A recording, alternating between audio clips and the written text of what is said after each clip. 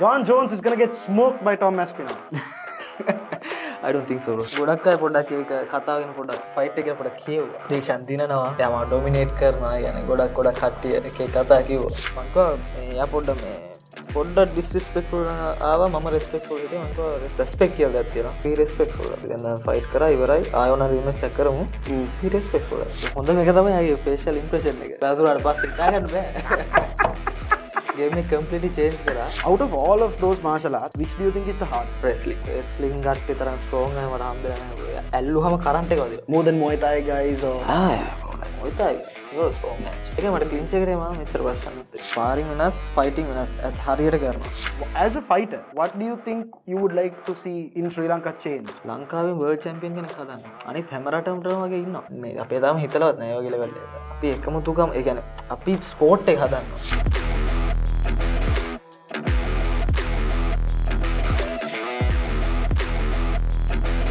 What's up, everybody? Sarita Senanayaka for Ringside.lk. I'm here with the current fighter who is ranked number 2 in the KFL rankings, Januka Hound Ranavira. What's up, champ? Mobile name? ඉන්න හොඳින් ඉන්න. අද පොය දවසක් අපි මේක record කරන්න office එකට ආවේ.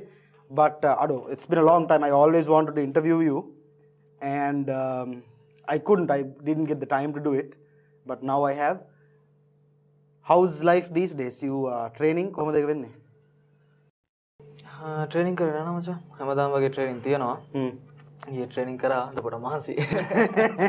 So මේ දවස්වල සම්පූර්ණයෙන්ම kick boxing, grappling පොඩ්ඩක්වත් අල්ලන්නේ නැහැ වා. මේ දවස්වල මම පොඩ්ඩක් grappling කරනවා, wrestling ටිකක් කරනවා, jiu-jitsu පොඩ්ඩක් කරනවා. Mainly striking. Mainly striking යන්නේ. You know, I know but people who are watching දන්නේ නැහැ මේක මොකක්ද හරියටම background එක වගේ කියලා. පොඩක් පොඩි ඉන්ට්‍රොඩක්ෂන් එකක් දෙන්න මචං. ඔයා DS එකට ගියේ? ඔව්. From grade 1 or grade 1 ඉඳන් DS. So A level එකට කරේ commerce? Commerce. චම්පියන්ගේ පන්ති. නෑ. Lloyd's වගේ? ඒ මෙන්න බෑනේ. ඔයා මලික්ලගේ වයසනේ? නෑ. මලික්ට වඩා අවුරුද්දක්. මලික් කියන්නේ ලොකු මලික්. එයාට වඩා අවුරුද්දක්. අවුරුද්දක් බා. එතකොට ඒගොල්ලෝ හිටියේ චම්පා මැඩම්ගේ පන්තියේ Lloyd's වගේ පන්ති. අර මගේ class teacher Lloyd's bro. Legendary teacher bro. එයා ගහනවනේ ඒවා. ගහනවා බං. ගහනකොට ගහනවා නිකන්. ඒ කියන්නේ යාගේ weight එකම ඒ අතට ඇවිල්ලා පංච එක වදින්නේ නිකන්. fuck වෙන. but yeah. shout out to Lloyd Fernando, legendary teacher. So DS එකේ ඉන්න කාලේ A level කරනකොට එහෙම did you like you trained in martial arts obviously? No. Never in school. No. Never. When did you start? 2020 2021. So you were 18 years old, 19 years old? 20 years old. No, 21 years old. ඒ කියන්නේ ඔයා අවුරුදු 20 ෙන්ද පටන් ගත්තේ? අඩු දෙකව. It's been like 4 years now. 4th year මම දන්නේ. මොන marshal art මොන ඩිසිප්ලින් එකද පටන් ගත්තේ? ඕනේ උනේ MMA වලින් පටන් ගන්න මේ මම ඉස්සලම ගියේ CBJ. Combat by Jesh. ඒතර ගොඩක් boxing heavy අපි කරේ. So shed එකෙන් තමයි පටන් ගත්තේ? MMA පටන් ගත්තේ හරියට shed එකෙන්. Okay. boxing තමයි ඔයා පටන් ගත්ත පළවෙනි discipline if you think about it. Yeah, boxing. එතකොට ඒක පටන් ගත්තේ කොහෙද? Combat by Jesh. Gym එකේ you mean? Yeah. Jesh ගේ gym එකේ. Okay. And then you competed in CBJ. First one. And you get the knockout win. Yeah. I wish I have the video to show. So that was your first match in that. I think it's good that you competed in boxing. පළවෙනි එක. ඊට පස්සේ boxing ඊට පස්සේ මම ගියා shed එකට. shed එකට ගියා ඊට පස්සේ කරේ judo meet එකක් කරා. Judo noises. Yes, judo noises. Trincomalee. ඒක I lost. Okay, I lost. judo ඊට පස්සේ I think CFC. That match. Versus Babsi. ඒක I think that's the third round. That's so he's from Glory, no? Yes. Then you finish him in the first round. Yes. And that's insane. මොකද මේ වාගේ technically එතකොට martial arts වලින් ගත්තොත් තුන්වෙනි fight එක. Right? boxing එකක් ගහුවා judo compete කරා ඊට පස්සේ තමයි mixed martial arts වලට ආවේ. Yes. ඒක යාළුවා ඉඳන්ම කියන්නේ ඔබ ඉස්කෝලේ යන කාලේ මචං බැලුවද කියන්නේ එහෙම ෆයිට් බලපු එක්කෙනෙක්ද අබ you fan of fighting ඔව් ෆයිටින් වලට ඉස්සෙල්ලා ඉඳන් ආසයි මම දන්නේ නැහැ ලංකාවේ තියෙනවා කියලා. නැත්තම් දැනන් හිටියේ නැහැ. ඒක ලංකාවේ නැතුව ඇති කියලා. කියන්නේ MMA අනිත් මාෂල් ආර්ට්ස් තියෙනවා කියලා දන්නවා. MMA නැතුව ඇති කියලා. මට දවසක් යාළුවෙක් තමයි කිව්වේ මේ ජිම් එකක් තියෙනවා MMA කරනවා මං කිව්වා මම යමු කියලා.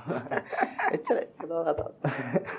but මට මේ යාළුවා තමයි දිමිත්‍රි Gunasekara. shout out දිමිත්‍රි Gunasekara. DS එකේ. DS එකේ.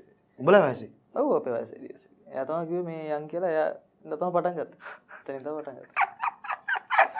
that's crazy why coach Prageeth තොරදිනේ DS bro but if මේ fight එක බලපුවාම ජනුක ඒ කියන්නේ මට තේරෙන දෙයක් තමයි ඔයාගේ මේ see that's the hand that wobbled him and then it's the beginning of the end so man jab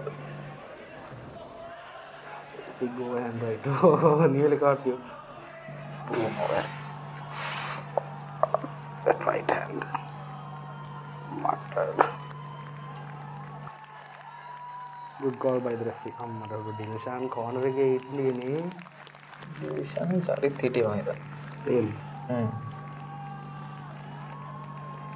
that's insane bro so this is the මේ පළවෙනි MMA fight එක and that ended in a knockout ඒතර CBJ එකේ ගහුව boxing එකත් knockout එකක් ඔව් so basically in other than KFL you have got finishes outside of this promotion yeah bro අර එහෙම වෙන්නේ කොහොමද බං because KFL බලන ඒ fans ලා හිතන්නේ you know Priscil knockout artist කෙනෙක් කවිඳු knockout artist කෙනෙක් ජනුක not so much කියලා but they haven't seen these early fights including me bro මගෙත් impression එක තමයි තිබ්බේ this is the first time I'm seeing this so after this fight what happened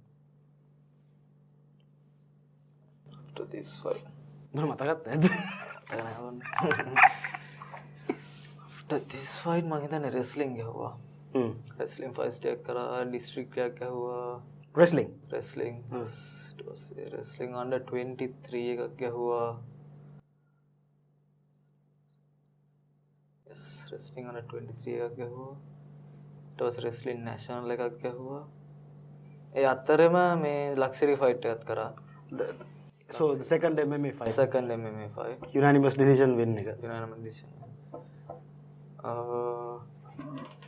wrestling national එක ගහුවා bus මම දැන් wrestling under 23 asian championship qualifier එක ගහුවා ඒක තමයි දින්නේ ඒක දිනලා තමයි මේ by how many points ඒක tournament එක bro tournament so yes. matches කීයක් complete කරාද 4 yes in one day 4 and how many did you win all of them yeah all of them නැත්තම් බෑනේ wow okay so then it was a wrestling no wait I lost the first fight you lost the first fight ඒක round robin ගියේ I lost the first fight ඊට පස්සේ එයාම තමයි මට final එක හම්බුනේ මම එදාම final එක යාට ගහුවා you have the video think I do අනේ final එක නෑ first fight එක තියෙනවා first fight එක තමයි මේ tournament එකේ first fight එක ඒකේ යා points 11යි මම points 7යි time එක ඉවර වෙද්දී යා 11යි මම 7යි ඊට පස්සේ මම second fight එක ගැහුවා ඒක දිනුම් ඊට පස්සේ semi එක ගැහුවා ආමි කෙනෙක් එක්ක ඒක දිනුම් ඊට පස්සේ final එකේ ආරයම හම්බුණා එයා police second ඊට පස්සේ final එකේ points 4ට 2යි completely different fight really and this is freestyle wrestling no freestyle wrestling I all හොඳම කෑල්ල එක තමයි එයා නිකන් ආයෙ ටූර්නමන්ට් එකේ දිනුම් වගේ ඉතින් ෆස්ට් ෆයිට් එක දැන් ගහලා ඉන්නේ උදේ පාන්දර ගහලා ඉන්නේ ඉතින් දිනුම් වගේ ආවේ හොඳම එක තමයි ආගේ ෆේෂල් ඉම්ප්‍රෙෂන් එක පැදුරාට පස්සේ හිතා ගන්න බෑ ගේම් එක කම්ප්ලීට්ලි චේන්ජ් කරා අපේ මගේ මාස්ටර් ගේ සමන් මාස්ටර් එයා තමයි මගේ රෙස්ලින් කෝච් එයා කිව්වේ මෙහෙම කරන්න මෙයා මෙතන වීක් කියලා එතනට ගිහුවා I think මචං දැන් එතනින් තමයි හරියටම තේරුම් ගත්තේ ෆයිට් එක ඇඩ්ජස්ට් වෙන්නේ කොහොමද කියලා හරියටම තේරුම් ගත්තේ කොහොමද ඇඩ්ජස්ට්මන්ට්ස් කරගන්නේ කියලා හරියට ඒක තමයි හොඳම එක්ස්පීරියන්ස් so මේ ඔක්කොම ගත්තා අපි තාම Muay Thai national එකට ආවෙත් නැහැ Muay Thai national champion right so MMA fight එක කරන wrestling කරන ගමන් MMA දෙවෙනි fight එක කරා and then the wrestling walkie tournament එක compete කරා and what you said this happened ඊට පස්සේ මොකද රෙස්ලිං එක කරලා ඊට පස්සේ ට්‍රේනින් කර කර හිටියේ පූල් එකේ මේ කිර්ගිස්තානය ටුව එක ඊට පස්සේ උනේ නැහැ අපේ ලංකාවෙන් ටුව එක ගියේ නැහැ ඊට පස්සේ එහෙම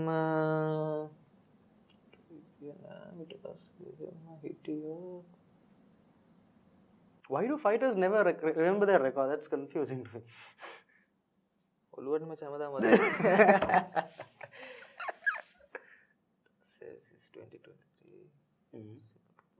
Yes, 2023 nationals. It was Invictus fight at Tibba. Invictus grappling match එක තිබ්බා. You won that. I never watched the video. How did you finish it? Kimura. Kimura. And your opponent, which club was he from? Teba. Teba. Okay, Teba is a good club. Yeah, BJJ හොඳයි. BJJ හොඳයි. And then, so BJJ කරා, it was Muay Thai Nationals compete. It was Muay Thai Nationals. And Muay Thai Nationals champion. Muay Thai Nationals champion. ඒකෙත් fight තුනක් තිබ්බා. ඒකෙත් දෙකක් finishes. KFL තමයි finish යන්නේ නැත්තේ තාම. අඩෝ ඒකයි that's a close convincing. කවුරුත් තාම හරියට දැකලා නැහැ. හරියටම දැකලා නැහැ මාව තාම. මේ අවුරුද්දේ කොහොම හරියට මාව පෙන්නනවා කට්ටියට. That's the thing because even in KFL fights, Fahadගේ fight එකෙන් පස්සේ you looked a bit disappointed. Yeah, bro, like I was not there. මම හරියට මම හිටියේ නැහැ. mentally මම එතන නෙමෙයි. No, we will get to that fight. We'll get to that fight, right? So after everything again KFL Muay Thai Nationals දින්නට පස්සේ you didn't compete anywhere else, no? No, KFL. Then after කෙලින්ම KFL එක. How did you get to know about KFL and who told you to go to KFL? KFL ඉස්සලා මේගොල්ලන් first promotion එක මම බලන්න ගියා first එක season 1 එක. First එක. කුමුදුල ගහපු main event එකේ Brian නුයි Gavin නුයි ගහගත්ත එක. ඒක බලන්න ගියා. ඒකේ compete කරන්න ඒ කියන්නේ fitness test එකක් තිබ්බනේ. අපේ coach කිව්වා මේ කොහොමද promotion එක යන්නේ ඔක්කොම බලලා ඒ කියන්නේ කොහොමද මේගොල්ලන්ගේ වැඩ ටික කොහොමද හොඳට යනවා මෙහෙම කියලා බලලා second එකේ ගහමු කියලා කිව්වා. second එකට යන්න. කොහොමද promotion එක හොඳ දන්නේ නැහැ නේ මොකුත් අපි මේක ගැන. හොඳට බලලා මොකද කතාව කියලා මේ යමු කියලා කිව්වා. second එකේ fitness test එකට ගියා. select වුණා. මේක තමයි story. Bro, එතකොට දැන් ඔයාවිල්ලා mixed martial arts, wrestling, grappling, judo, Muay Thai, kickboxing. That's 6 different martial arts, bro. Right? Except for in judo, අනිත් හැම discipline එකකම ඔයා practically dominate කරා. Except for in judo in Trincomalee you said. Right? Out of all of those martial arts, which do you think is the hardest? Wrestling. Wrestling, right? Yeah. Why is that, bro? හරි අමාරු sport එක ගැන ඇඟට හරි intents එක කියන්නේ ඇඟට අමාරු ඒක කරන්න තේරෙනවා. Why would you say BJJ is easier than wrestling?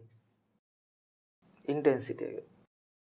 Because you're always trying to pin the person. pace එක කියන්නේ like හරිම මාර pace එකක් තියෙන කියන්නේ wrestling stance එකේ ඉන්න අමාරු ඒ stance එකේ ඉන්න එතරින්ම අමාරු කතාව.